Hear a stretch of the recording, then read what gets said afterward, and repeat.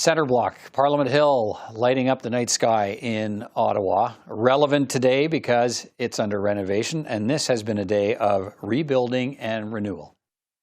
Hello, I'm Peter Van Dusen. This is Primetime Politics on CPAC. The minority government has outlined in broad terms its key priorities and commitments for the third mandate of the Liberal government. Speech from the throne delivered today. Liberals with another minority mandate.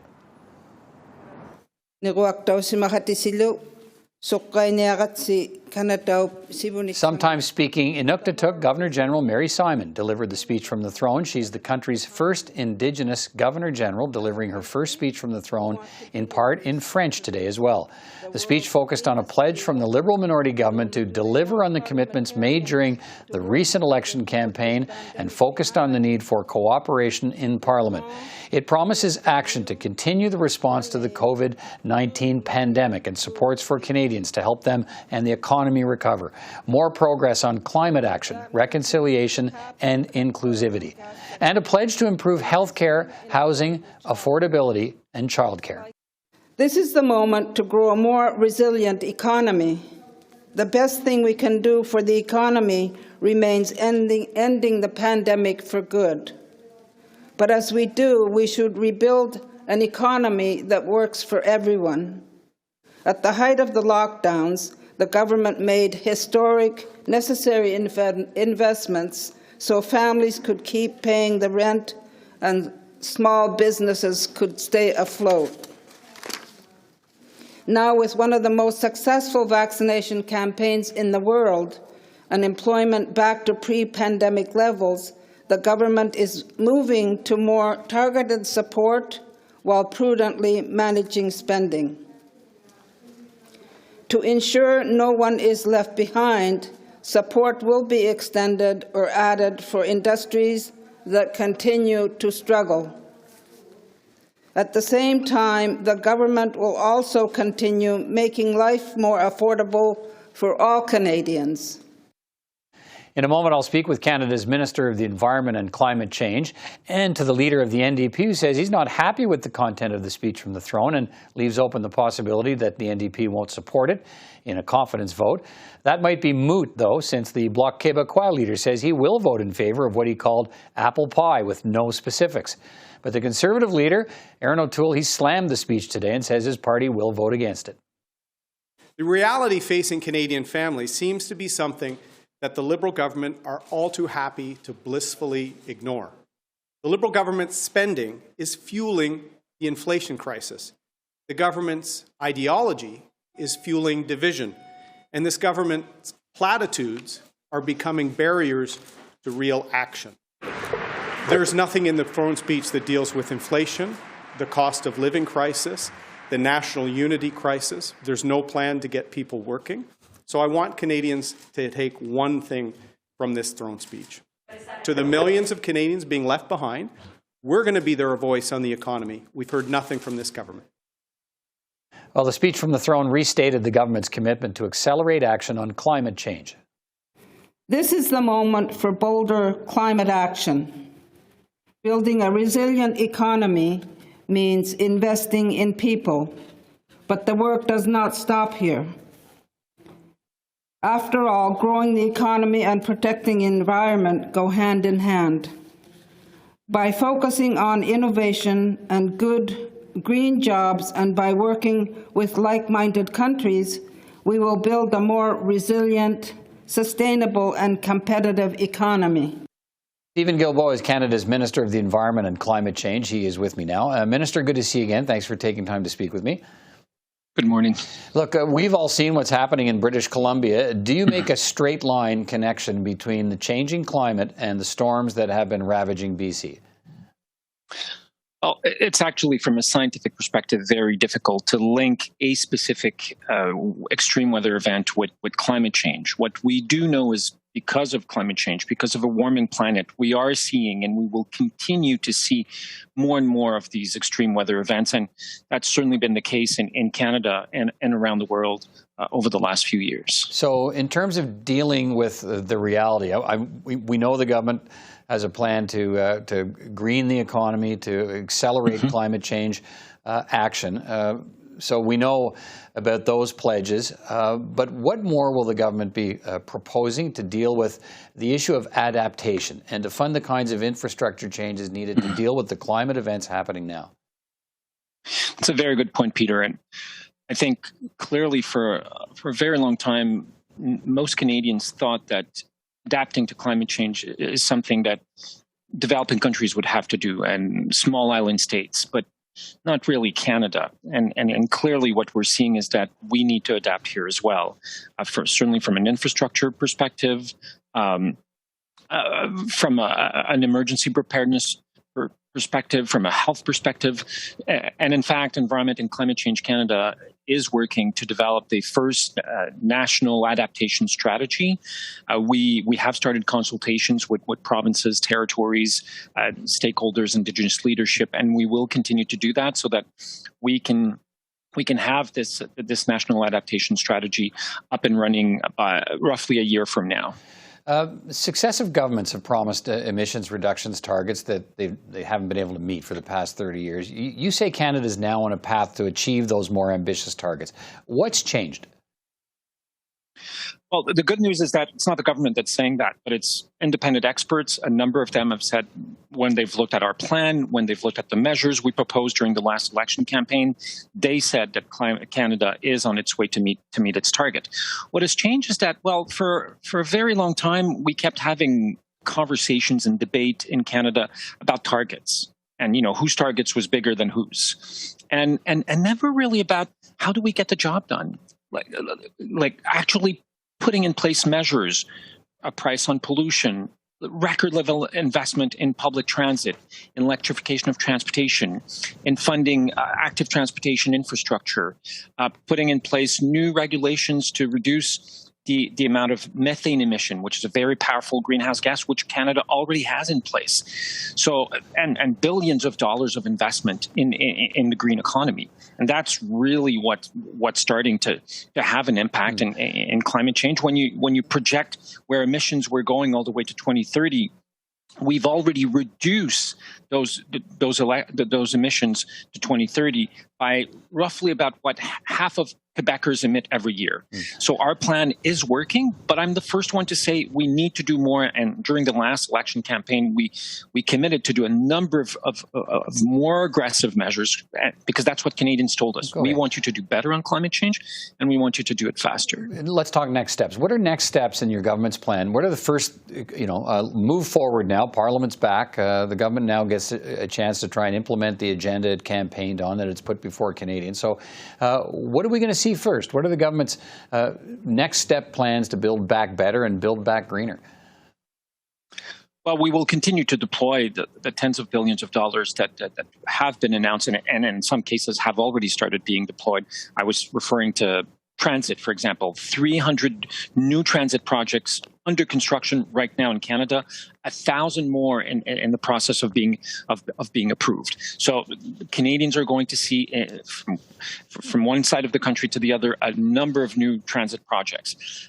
We will be introducing new regulations early in 2022 that's called Clean Fuel Standards. So basically, we will force the companies that produce liquid fuels to make them cleaner and cleaner, either by investing in new technologies to reduce the amount of pollution that they make, or blending with biofuels, or investing more in electrification of transportation.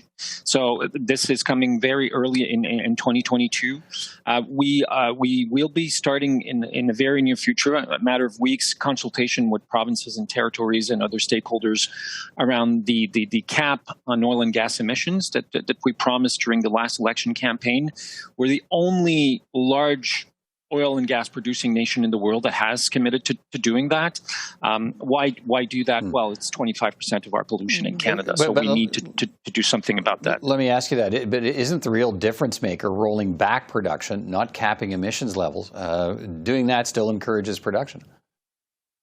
Well, not necessarily, and I mean, what we have to think and remember is that what is the atmosphere seeing? And if the atmosphere is seeing less pollution, then we're achieving our goal. And of course, we need to be thinking about production of fossil fuels, but we also need to be thinking about consumption, so the demand side of things, which is why I've been talking about public transit, active transportation, electrification of our transportation system. And the more we're successful in doing that, the more we'll reduce our dependency to fossil fuel. In the other largest emitting sector in Canada, which is transportation, both these sectors, energy production and transportation, account for roughly half of our pollution in Canada. So if we can tackle these two sectors, we can make a serious difference in Canada when it comes to climate change pollution. Right. Do you still make the case, as the Prime Minister has done, that fossil fuel projects are still needed in this country to help fund climate action? Is that what you believe? I think what the Prime Minister has said is that every sector of our economy will need to be part of that transformation. So there isn't a plan where the government will work with certain sectors but abandon others in this transformation. And interestingly enough, if you look at a number, I was talking about biofuels earlier on, second generation ethanol, for example, making ethanol, which can be used in vehicles or other form of combustion from waste in our garbage bags. There's a company in Edmonton doing that right now. And the skill sets that these people need are very similar to the skill sets that you would find in the oil and gas sector. So the plan is really to work with every sector of our economy, every region of Canada, to ensure that we embrace this transformation that is starting to happen in Canada already and around the world. You've also called for the phasing out of fossil fuel subsidies. The federal government provided some $18 billion in subsidies and other financial supports for the fossil fuel industry last year. Earlier this month, your government announced it will cut the subsidies to companies operating and expanding outside the country by the end of next year. So what's your timetable for phasing out entirely those subsidies to fossil fuel industries, and what's the reason for phasing them out now? Well, a number of reasons. I mean, we can't hope to reduce pollution while at the same time give money to company to continue increasing their production of fossil fuel. That simply, there's no way we can do that. G20 countries committed in 2009 to phasing out those fossil fuel subsidies by 2025. We've taken the commitment in Canada to do it 2 years earlier than our G20 partners, and we've already started reducing by more than $3 billion a year over the last 2 years, these subsidies. So they are declining rapidly in Canada, while we're increasing even more rapidly our investment in clean technologies and renewable energy industry in Canada. So these things go hand in hand. As our investment decline in fossil fuel subsidies, we will be able to invest more and more in clean technologies in Canada. All right, let's finish on this. I understand you'll be traveling the country in the new year by train to hear from Canadians about how to carry out the climate agenda. What are you expecting to hear? Well, I mean, we just came out of an election where people told us they wanted to do better and faster when it comes to climate change. We have a number of very specific measures we want to hear Canadians on. I mean, you and I have been talking about the cap on oil and gas emissions, eliminating fossil fuel subsidies. So there are a number of things on which we would be very interested to hear what Canadians have to say in terms of not so much the target, because I think there is broad agreement on targets, but how do we do it? All right. Minister of Environment and Climate Change, Steven Guilbeault. Always good to talk to you, Minister. Thanks for your time today. Thank you very much. Well, the leader of the NDP is suggesting he might vote against the speech from the throne in a confidence vote. Jagmeet Singh, as you can see, is with me now. Mr. Singh, good to see you again. Thanks for being here. My pleasure. What's your reaction to the speech from the throne today? Well, the speech mentions lots of real action and real commitments. It was really thin on what they wanted to do. This seems like a government that's run out of ideas. They mentioned healthier and cleaner, but in healthier, there's no pharmacare. They promised it, campaigned on it in 2019, had a throne speech about it, and now have completely abandoned it.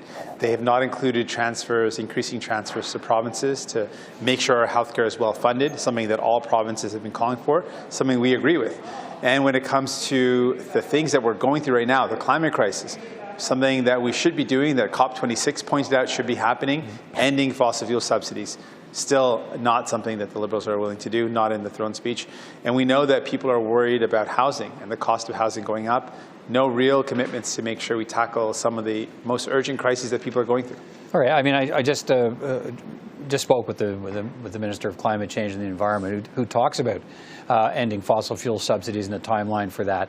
But because it's not in the speech from the throne, and they're often thin on details, they're designed to be sort of broad documents.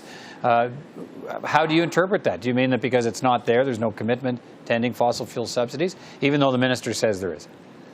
Well, we've seen this Liberal government promise to end fossil fuel subsidies for years now, and instead of ending them, they've increased them to the highest levels that we've seen in Canadian history, in fact, higher than even the Harper Conservatives. So with the fact that it's not also included in the throne speech gives Canadians a lot of wonder and worry about whether they're really committed to it. And I don't expect a 10-point plan, but putting out the general values, the idea, will they or will they not end those fossil fuel subsidies?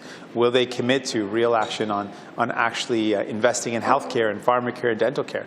These were not mentioned, and we're not looking for a detailed plan, but at least a commitment that these are still important priorities. And from what I've seen in this throne speech, they're not, and they seem to have run out of ideas and seem to be running on steam. All right, so you wanted sort of a checklist of things they would move on, even if it wasn't in great detail. And I'm wondering, were there any conversations with you ahead of the speech from the throne to say, look, give us some ideas of what you want to hear?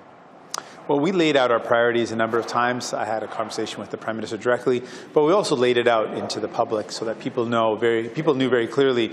The Liberal government certainly knew where we stood on wanting to make sure we see action on the housing crisis, on the climate crisis, helping people out. We made it really clear we want to see investments in healthcare. Pharmacare is no surprise, something that we care about and something we want to see. So these are well known to Mr. Trudeau and well known to the Liberal government, and they chose not to include them, which is a sign to us at this point that they're not interested in working together, since they haven't put forward the priorities that Canadians need. So will you vote against the speech from the throne in a confidence vote? Well, what we said so far is there's no vote in front of us, and when that time arises, we'll certainly let you know. Right, but you have a speech. You have a speech in front of you, and there's going to be a vote on it. So you know it's in the speech. So how would you vote on it? Well, there's no guarantee that they will even bring a vote for it. So that's not necessarily true. But what is really clear, and what I want Canadians to know, is that the Liberals shouldn't take our support for granted. We've said if it's priorities that will help Canadians out, we're ready to vote for it. If it's going to hurt Canadians, then we won't. And if they are showing a lack of interest in working together, that's their decision.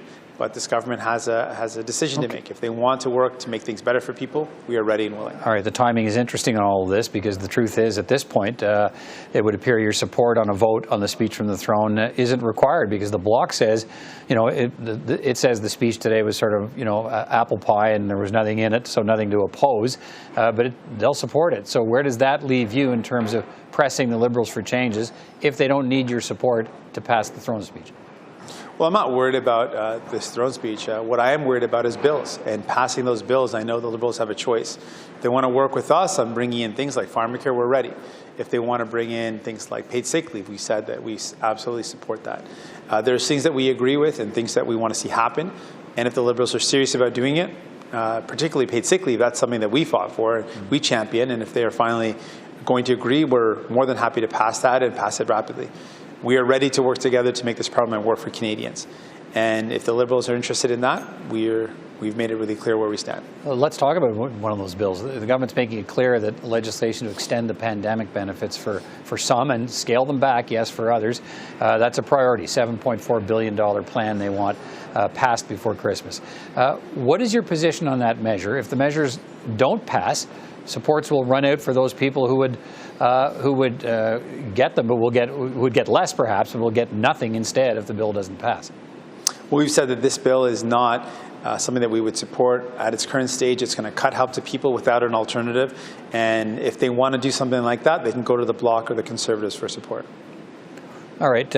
You've acknowledged that there are ongoing discussions about some form of arrangement, perhaps, to see your party and the Liberals agree to work together to pass key bills, and some of those will be confidence votes. Have you been part of those discussions? That's not exactly it. Okay, tell me. We're open to discussions, and right now we've made it clear that there are certain bills that we're in support of, and we'd be happy to work to pass those quickly. There is no formal or informal arrangement. Nowhere at this point are there any discussions about that. But there have been discussions, correct? There's just been the initial discussion that we are interested in making this Parliament work, and we laid out our priorities for that. Okay, let's finish on this. The last thing, and it may come this week, is some kind of movement on hybrid sittings. The Tories and the Bloc oppose it. You and the Liberals support it. Why do you think we need to return to an option of hybrid sittings? I think it provided an option for Canadians, for parliamentarians to represent Canadians, to represent their constituents in cases where if someone is in contact with someone with COVID-19, it gives an opportunity for them to be able to work from home and still be able to participate. I think in some cases for families that have, or for MPs that have young families, to provide some flexibility. It's a tool that I support. I still expect that the Prime Minister and ministers will be in question period. I'll be here to ask questions, but it does provide us with some flexibility. All right. NDP Leader Jagmeet Singh, good to talk to you again, and we'll talk again soon. Take care. Thanks so much. Well, let's hear now from our panel of party commentators. I spoke earlier with Susan Smith, Kate Harrison, and Danielle Dalzell. Danielle, what are your thoughts on what message the government hopes to send Canadians with this speech from the throne, and what message you think they need to send?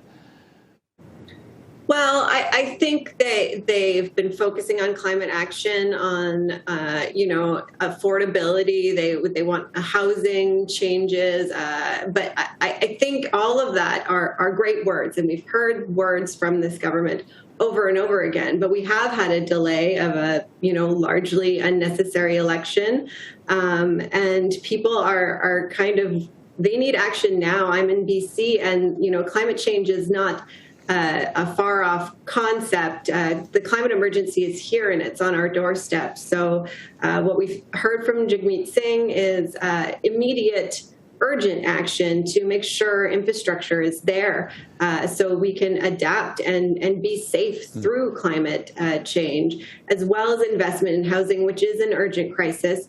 It is across the country, spreading into smaller communities, and we need the essential workers that we've learned in these past 2 years we rely on so much to be able to afford to live here.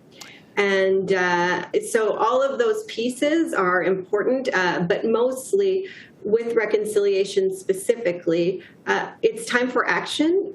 We can't wait and just hear words. Arguably, just words without action with regard to reconciliation and anti-racism are more damaging, than if you wouldn't profess to do anything at all. So we certainly need to get going, to get through what is, we're in multiple crises, and we need to get through them safely. Susan, the government House Leader has already said there are those 4 bills he wants passed by Christmas, measures to extend the pandemic supports, protections for frontline healthcare workers, paid sick days for all federally regulated workers, and the ban on conversion therapy.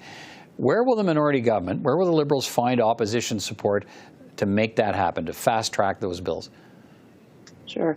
I think the COVID supports, they'll find them everywhere but the Conservatives. If Pierre Poilievre's signaling from his news conference rant today is any indication, the tourism industry may be very unhappy with Mr. Poilievre. Yeah, although Jagmeet Singh saying, look, if you're rolling back some supports for workers that we're getting the CERB, he's not going to support it. So he may have, if he's not going to find support from Conservatives or New Democrats, is it the Bloc? Well, it could possibly be there, and that's the magic of a minority government, right? Sometimes a government puts something forward and it needs to be tinkered with before it gets passed, and that's the good part of democracy. I do ultimately see that this one would be passed. On the healthcare worker ban, I think healthcare worker protection. I hope the Conservatives show up for this one. In addition to everybody else, this shouldn't be complicated, though I do suspect they'll protect their base that wants to protest in front of abortion clinics. So I don't see Conservative support there. 62 Conservative members under Erin O'Toole in the last Parliament voted against the conversion therapy bill, so the Liberals will find their support in other parts of the House. It'd be nice if Mr. O'Toole's caucus showed that they could be more progressive on issues such as this. I think that hurt him, but I think the Liberals will find their support there.